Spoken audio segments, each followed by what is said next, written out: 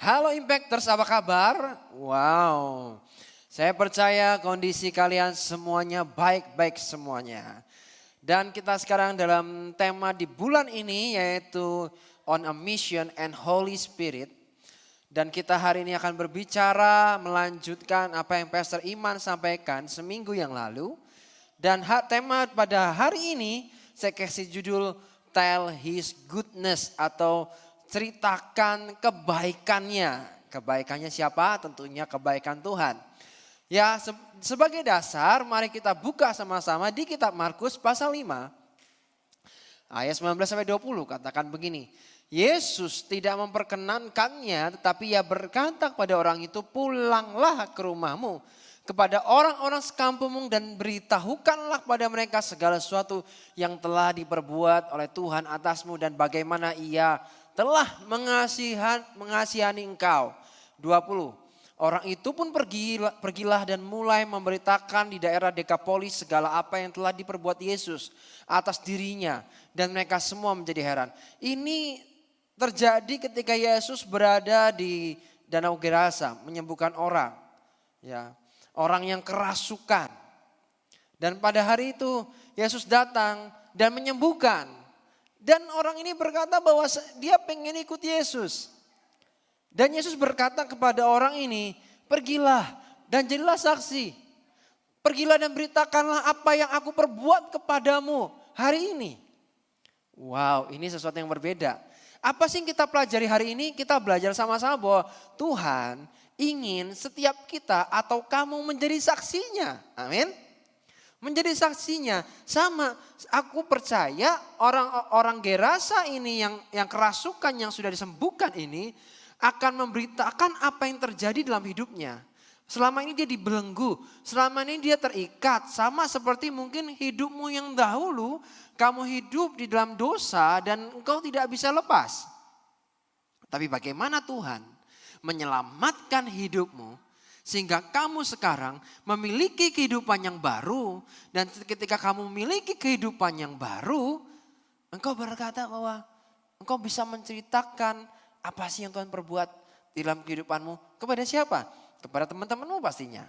Ya. Kisah Rasul pasal yang 1 ayat 8 kata gini. Tetapi kamu akan menerima kuasa kalau Roh Kudus turun ke atas kamu dan kamu akan menjadi saksiku di Yerusalem dan di seluruh Yudea dan Samaria dan sampai ke ujung bumi. Wow. Dikatakan tapi kamu akan menerima kuasa kalau Roh Kudusnya turun atas kamu. Dikatakan dan kamu akan jadi saksiku. Bukan kebetulan besok tanggal 13 kita akan merayakan kenaikan Isa Al-Masih. Dan ketika kita menerima Roh Kudusnya, kita sudah menerima Yesus sebagai Tuhan Juru Selamat dan Roh Kudusnya ada dalam kita. Inilah saatnya kita belajar untuk bersaksi kepada yang lain. Karena Tuhan rindu, Tuhan kangen banget kamu teman-teman semua jadi alatnya. Siapa yang menjadi alatnya? Ayo. Kalau hari ini kau berkata aku pengen jadi alatnya Tuhan, dipakai Tuhan dengan sangat dahsyat. Inilah saatnya kamu mulai menceritakan. Orang berpikir menginjil itu susah. Ya, menginjil itu apaan sih gitu. Wah, berarti harus pinter khotbah dong. Berarti harus apal firman Tuhan semuanya dong. Bagi saya salah satu ketika kita memberitakan kabar baik adalah yang namanya juga memberitakan kabar baik. Berarti kita menceritakan tentang kebaikannya Tuhan. Itu kamu sedang menginjil. Melakukan apa yang Yesus lakukan. Tadi ada kata saksi. Saksi itu apa sih? Saksi itu artinya seseorang yang punya informasi suatu kejadian yang ditangkap melalui indera mereka. Misalnya penglihatan, pendengaran, penciuman, sentuhan. Dan dapat menolong memastikan pertimbangan-pertimbangan penting dalam suatu kejadian. Jadi saksi itu adalah seorang yang punya informasi. Ditangkap oleh indranya dia. Bisa dirasakan. Dia rasakan, dia lihat, ya dia mungkin cium atau dia sentuh sehingga dapat menginformasikan bahwa menolong bahwa pertimbangan bahwa ya kejadian itu benar. Sama nih, bagaimana ketika kita menceritakan tentang kebaikannya Tuhan, memberitakan kabar baik dalam hal ini. Tinggal kamu menceritakan apa sih yang kamu rasa Ketika kamu ikut Tuhan itu apa sih yang kamu rasakan? Kamu merasakan apa? Kamu merasakan cintanya Tuhan, kamu merasakan kebaikannya Tuhan, ya kan? Itulah yang bisa kamu katakan kepada teman-temanmu yang lain yang belum merasakan itu. Artinya kamu sudah menjadi saksi. Mazmur 34 ayat 8 katakan begini, kecaplah dan lihatlah. Ada lagunya, kecaplah dan lihatlah. Ya ada lagunya tuh. Betapa baiknya Tuhan itu. Kecap dan lihat, taste and see. Ya, kecap dan lihat. Tuhan gak suruh lihat dulu, tapi dia katakan kecap. Disuruh ngecap. Contoh, bagaimana nih, ini kan siang-siang ya, bentar lagi mesti lapar. Bagaimana kamu bisa berkata bahwa, wah ini salah satu capcay terenak di Semarang. Wah kamu rekomendasi capcay apa? Misalnya Pak Tukino misalnya. Waduh capcay Pak Tukino tuh enak. Ya, tapi kata siapa kan gitu kan. Kata orang kurang bisa ya kan. Kurang valid. Sampai kamu mengecap misalnya capcaynya Pak Tukino. Misalnya mie misalnya. Wah saya ini hobi makan mie. Ya saya bisa merekomendasi beberapa. Contohnya mie keriting Bangka paling enak di mana? Wah di Suyudi paling enak. Atau Kebon Dalam itu paling jos misalnya.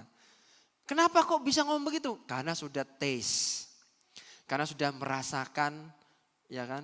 Dan mengecap, melihat ya kan. Enak rasanya sehingga bisa merekomendasikan kepada yang lain. Sama. Kamu juga bisa kok memberitakan kabar baik. Kamu bisa kok menceritakan kebaikan Tuhan, cintanya Tuhan. Apa yang kamu rasa ke orang lain. Karena mission atau misi itu kita hanya perlu menceritakan kebaikan Tuhan yang kita alami dalam hidup kita. Jadi kamu tuh cuma cerita gitu loh. Kamu cerita gosip bisa, cerita tentang kejelekan teman bisa, ya kan? Cerita keburukan orang bisa, cerita tentang kelemahan orang bisa. Masa nggak bisa cerita kebaikan Tuhan? Ya kan? Harusnya bisa dong. Kamu menceritakan tentang kejelekan orang bisa, apa bisa? Masa menceritakan kebaikan Tuhan aja nggak bisa? Harusnya bisa dong. Ya. Matius 28 ayat 19 sampai 20 katakan gini. Ini disuruh nih ya. Karena itu pergilah. Jadikanlah semua bangsa muridku dan baptislah mereka dalam nama Bapa dan Anak dan Roh Kudus. Dikatakan 20 dan ajarlah mereka melakukan segala sesuatu yang telah kuperintahkan kepadamu. Dan ketahuilah aku menyertai kamu senantiasa sampai kepada akhir zaman. Mission itu misinya tuh pada semua bangsa. Semua bangsa dalam taet dalam bahasa Ibrani adalah taetne. Taetne itu adalah semua orang, semua kelompok usia, semua suku. Ya. Jadi bukannya sekedar yang sama aja. Ya. Tapi kalau kamu tahu bahwa ada temanmu yang dulu misalnya aktif ke gereja. Kalau misalnya ibadah youth selalu datang. Tapi sekarang kok gak pernah datang. Mungkin kamu punya teman yang bahkan nyentuh Alkitab aja enggak. Baca firman aja enggak. Nah ini orang-orang seperti ini yang menurut saya, ayo saatnya sekarang kamu menceritakan kebaikan Tuhan kembali kepada mereka. Supaya apa? Mereka tertarik untuk membaca firman Tuhan kembali. Mungkin mereka yang sudah tidak punya hubungan dengan Tuhan, lama tidak berdoa. Nah ini saatnya kamu mengajak mereka untuk membangun hubungan dengan Tuhan. Dan ajak mereka untuk berdoa. Ceritakan kebaikan Tuhan. Perlu ada yang menceritakan, perlu ada yang menceritakan kebanyakan Tuhan. Kalau enggak gimana caranya? Gitu loh. Kalau enggak gimana caranya? Sulit. Kamu perlu menceritakan kebaikan Tuhan dalam hidupmu. Apa yang kamu rasakan? Apa yang kamu lihat? Ayo ceritakanlah. Ya. Ayo ceritakan. Jadi jangan nunggu nunggu sempurna dulu aja lah kok. Sorry, mau nunggu sempurna juga kamu tuh gak akan pernah bisa sempurna. Jadi jangan nunggu sempurna dulu baru menceritakan kebaikan Tuhan. Ada pertanyaan nih. Kenapa sih ya anak muda sulit menceritakan kebaikan Tuhan? Yang pertama, merasa belum cukup. Belum cukup apa? Enggak ada yang kurang cukup diperhatikan, ya kan? Kurang cukup disayang, ya kan? Jadi isinya kurang cukup semua. Aduh aku nih menceritakan kebaikan Tuhan apa. Aku aja merasa hidupku ini gagal. Aduh aku aja merasa hidupku ini nelongso. Aduh aku merasa hidupku kacau balau. Masa aku harus menceritakan kebaikan Tuhan. Aku merasa belum cukup. Allah aku disuruh memperhatikan orang. Aku aja enggak diperhatikan gitu ya. Merasa belum cukup. Anak muda sulit menceritakan kebaikan Tuhan karena merasa belum cukup. Karena begini, orang yang sudah penuh dengan kasihnya Tuhan tidak akan dapat menahan mulutnya untuk tidak menceritakan kebaikan Tuhan. Orang yang penuh, berarti harus penuh dulu, baru kamu bisa bercerita tentang kebaikan Tuhan. Pertanyaan sederhana, kalau kamu sudah meninggalkan persekutuanmu, kalau kamu sudah meninggalkan komunitasmu, kalau kamu sudah meninggalkan ibadah-ibadahmu, bagaimana mungkin kamu bisa menceritakan kebaikan Tuhan dalam kehidupanmu? Sedangkan kamu sudah meninggalkan persekutuanmu, bahkan persekutuanmu yang sehari-hari sudah kamu tinggalkan. Bagaimana kamu bisa menceritakan kebaikan Tuhan? Sulit. So harus bagaimana? Harus bangun hubungan dengan Tuhan dong. Ya kan? Ketika kamu bangun hubungan dengan Tuhan, maka kamu akan menerima impartasi dari Tuhan. Impartasi apa? Impartasi kebaikan, impartasi favor, impartasi kemurahan. Sehingga impartasi cintanya, sehingga ketika kamu penuh, kamu bisa membagikan kepada yang lain.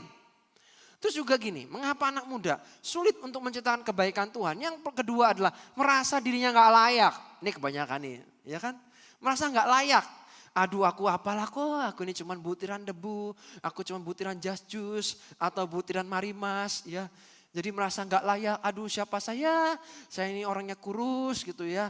Aduh aku ini orangnya gendut misalnya. Merasa nggak layak. Sehingga ketika merasa nggak layak, sulit untuk menceritakan kebaikan Tuhan tuh sulit banget. Gitu loh. Sulit banget. Karena merasa nggak layak. Aduh kok aku ini kurang rohani lah gitu loh.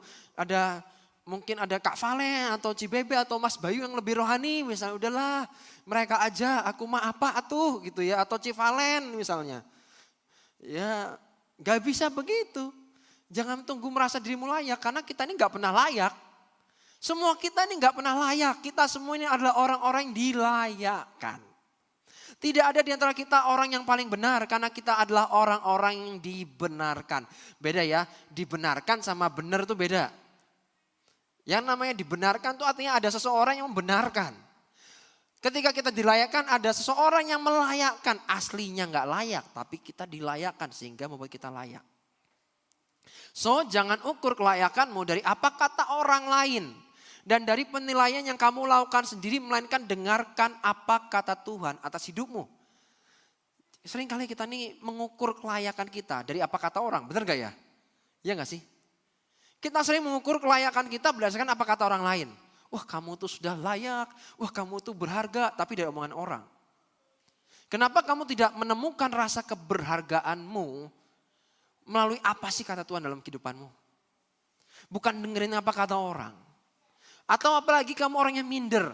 Hanya berdasarkan menguji kelayakan, tapi berdasarkan penilaian pribadimu sendiri. Iya kalau penilaian pribadimu itu benar. Kamu ngelihat dengan kacamata yang benar, kamu lihat dirimu tuh benar. Iya kalau kamu sudah punya perspektif yang benar. Tapi bagaimana kalau kamu cara menilaimu salah? Amsal berkata bahwa demikianlah ia orang yang buat perhitungan bagi dirinya sendiri. Jadi orang yang membuat penilaian tentang dirinya sendiri, demikianlah ia. Membuat perhitungan tentang diri sendiri, demikianlah ia. Kalau kamu ini salah mindsetnya ini udah keliru, itu keliru semua nanti. Nanti dikit-dikit, aku gak layak, aduh aku gak layak, aku mah apa, aduh aku mah gimana. Isinya cuma gitu doang. Kalau udah begitu ya sulit dong. Dibilang untuk mau menceritakan kebaikan Tuhan, mau dipakai Tuhan lebih lagi sulit. Ya. Jadi jangan merasa gak layak. Tapi coba dengerin, apa sih kata Tuhan buat hidupmu? Firman Tuhan ngomong apa sih buat kamu? Gitu loh. Kok tapi aku gak pernah dengar Tuhan tuh ngomong apa sama aku?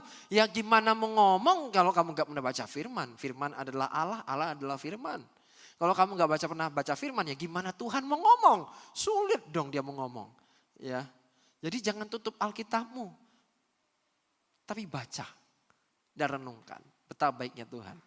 Ini berikutnya nih, mengapa anak muda sulit untuk menceritakan kebaikan Tuhan? Takut dibilang sok alim, pendeta atau sok rohani, iya enggak? Wah nanti aku dibilang sok pendeta kok, aku dibilang nanti sok rohani. Bukan sok rohani, memang kita ini manusia rohani teman-teman. Ya, para impactors kita semua manusia rohani. Justru kalau kamu jadi manusia duniawi, kamu lagi melawan kodrat kamu sendiri sebetulnya.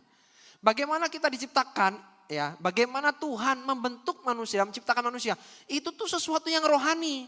Jadi kita itu adalah manusia rohani. Pada dasarnya, basicnya kita adalah manusia rohani. Jadi kalau kamu dikatain so rohani, kamu tuh sebetulnya lagi berada di jalurmu yang benar.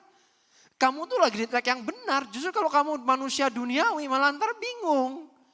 Loh, kamu lagi ngelawan sesuatu yang ini bukan kamu sebetulnya. Jadi jangan takut dibilang so alim, so pendeta, so rohani gitu ya. Sekali karena kita manusia rohani. Roma pasal 12 ayat 2. Kenapa saya bisa berkata begitu? Janganlah kamu menjadi serupa dengan dunia ini.